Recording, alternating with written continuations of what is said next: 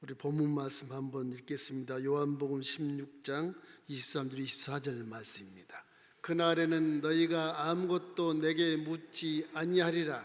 내가 진실로 진실로 너희에게 이르노니 너희가 무엇이든지 아버지께 구하는 것을 내 이름으로 주시리라.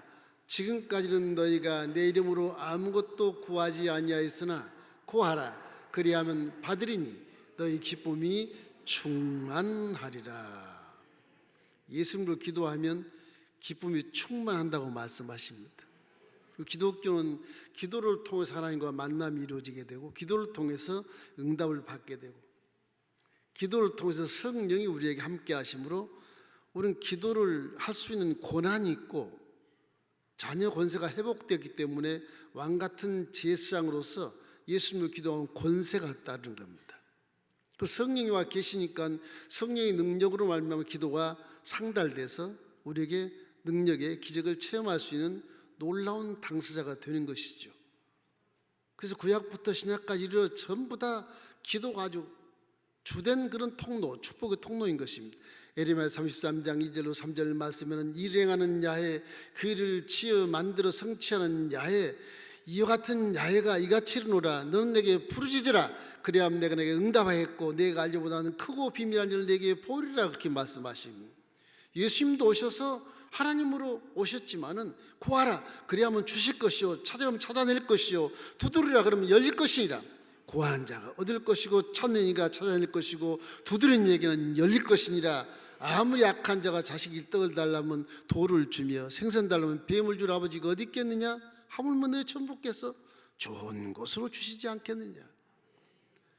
기독교는 기도를 통해서 응답을 받습니다. 기도를 하지 않는 자는 신앙도 성당이 안 되고 하나님도 만날 수 없고 응답의 통로도 사라져버리고 그저 말씀만 머리에 들고 있으면 그것이 믿음이라고 할 수 없어요. 믿음은 입으로 시인하는 것이기 때문에 그렇습니다. 항상 입에 나오는 소리요, 이 입을 잘 이걸 관리를 해야 돼요. 우리 기독교인들은 입을 잘 관리해야 돼요. 여러분 입술을 잘 관리하십시오. 그래 거기 복이 오게 되는 것입니다. 오늘 본문 말씀은 이래요. 구약부터 신약의 예수님 공생애까지 다 기도하면 하나님 응답을 주셔. 근데 구약의 하나님은 존재가 있어요. 야훼가 이같이 이르노라. 너는 내게 부르짖으라 했기 때문에 야훼의 존재가 있어요. 그 야훼는 창조주이기 때문에 인격적인 존재고 인격적으로 기도를 해야 돼요. 근데 구약을 보면 정체성이 별로 없어요. 율법만 막 613비가 있지 정체성이 그렇게 없어요. 율법 전에 있던 말씀에 순종해라. 그 한 가지. 그 한 가지만 잘하면 복을 받는다. 들어오고 나가면 복을 받는다. 말씀을 듣고 청종하고 말씀에 순종하면 복을 받는데 그 구약에는 기도를 강하게 하지 않아요. 찬양으로 강하게 찬양이. 이사야 43장 21절 말씀에 이 백성은 내가 나를 위해 지었나니 나에게 찬송을 부르게 하리라. 구약은 어떻게 보면 이사야 선지자가 하는 말이지만 에레미야보다 먼저 이렇게 예언했기 때문에 찬양이 기도였어요. 찬양이 원래 원창조부터 하나님은 찬양을 받으시거든요. 그게 루시퍼가 그래서 나중에 지탄을 받고 땅에 떨어지는데 찬양이 뭔지 찬양이. 근데 이제 죄 짓고 떠나간 에덴에 밖에 쫓겨난 사람들에게 기도를 해. 기도를. 주여 나 좀 살려주십시오. 왜? 에덴 밖에 있으니까. 근데 이게 죄 때문에 들리질 않아. 이게 보이지도 않고 만날 수도 없고 아무리 그리워하고 하나님을 찾고 날려서 쳐도 죄 때문에 담이 가려서 안 들리는 거예요. 찬양도 안 들려요. 그래서 에덴에 쫓겨난 이후에는 기도가 먼저 기도가 아우성을 치고 기도하고. 그래도 모세 시대에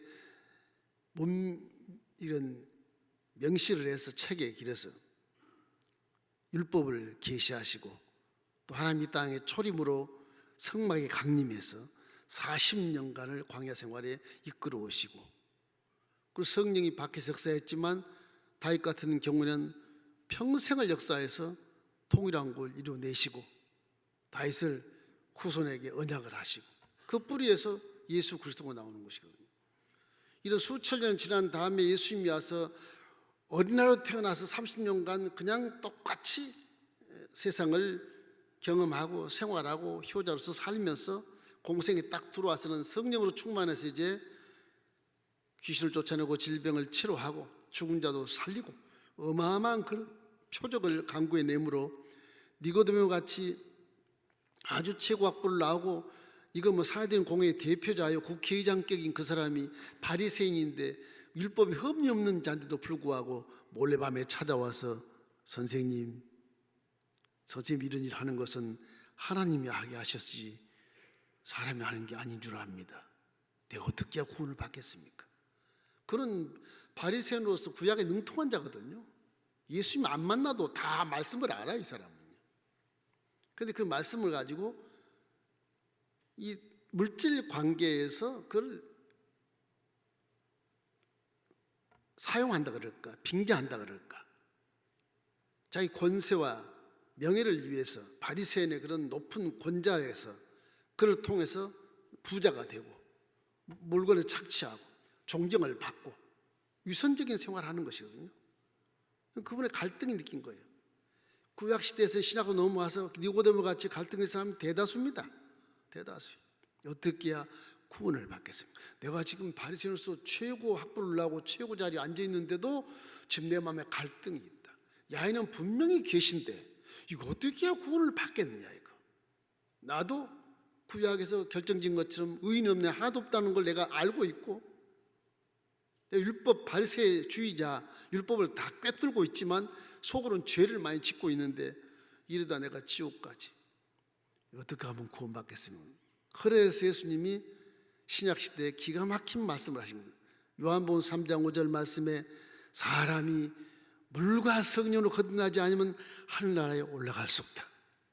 이게 뭐 청청병력같이 나락에 떨어지는 거예요. 그것도 예수 앞에서 밤중에 몰려왔지만 창피를 톡톡히 당하고 무시를 당할 만큼 이 니고데모가 땅을 치고 통고하다 결국은 예수의 제자가 돼서 십자가 산상에 골고다 올라가서 그런 몰약과 유황을 가지고 들고 서 있잖아요. 사람들은 다 몰라도 부끄러우니까 몰라도 바리새인이 유황과 몰약을 들고 있는 거예요. 변화가 된 것이죠. 신약 시대에는 이 십자가 대속의 복음을 이렇게 사건을 치르기 전에 예수님이 제자들에게 말해요. 오늘 본 말씀이 그 말이에요. 지금까지는 내 이름으로 기도하지 않았으나 이제부터 내 이름으로 기도해라. 그러면 응답하겠다. 그럼 너의 기쁨이 충만할 거야. 그렇게 말씀하죠. 이 십자가 대속의 사건은 기도할 때 아주 모토가 된 겁니다. 구약 야훼 하나님 놓고 기도해도 물론 하나님 기뻐하시겠지만 이제는 야훼 하나님께 예수님을 들어서 기도해야 하나님이 인정을 해요. 왜? 죄를 다 사해버리는 의인의 기도로 인정받기 때문에 기도 통로 확 열리는 것입니다. 열려서 응답받고 기쁨이 충만하게 돼요.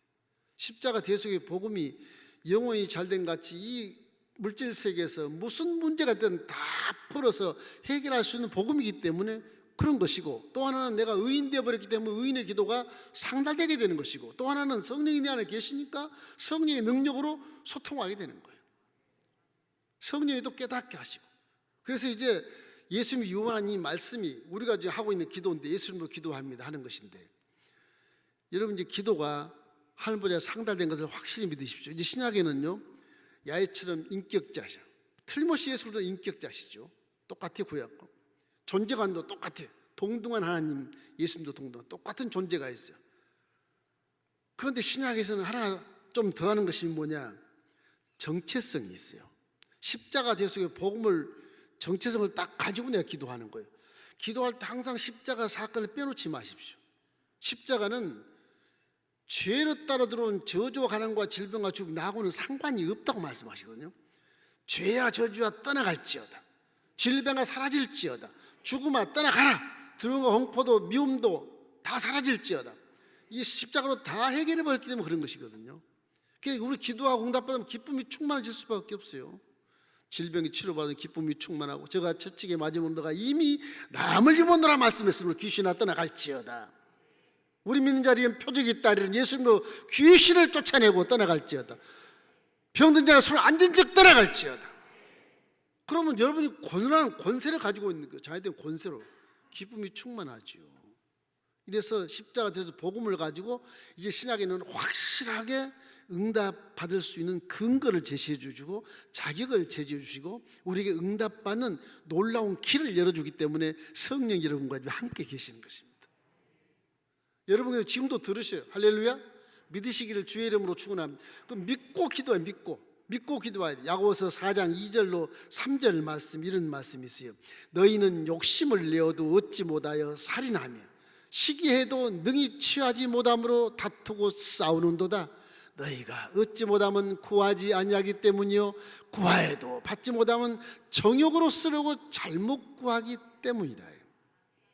정욕으로 구하거나 욕심으로 구하지 마십시오. 시기심으로 구하지 마세요.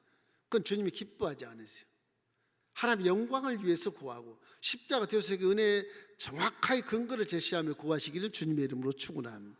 쉽게 얘기하면 근거를 몰라도 사랑하는 마음으로 구하시면 돼요. 항상 사랑하는 마음으로, 사랑하는 믿음으로, 사랑하는 기도로 그렇게 구하십시오. 사랑이 항상 깔려 있으면 다 이루어져요.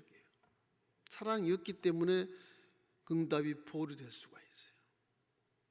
오늘 이 말씀을 잊지 말고 지금까지는 내 이름으로 기도하지 않아서 이제부터는 예수 이름으로 기도해라. 저건 아주 이 지상에서 기도가 마지막으로 명확하게 소통될 수 있는 근거가 되는 겁니다. 이게. 그렇게 기도하십시오. 하나님이시여, 내가 요한복음 16장 24절 보니까 지금까지 내 이름으로 기도하지 않았으나 이제는 예수 이름으로 기도하고 예수 이름으로 기도합니다. 그리고 근거를 대시고 기도하면 정확해 보게요.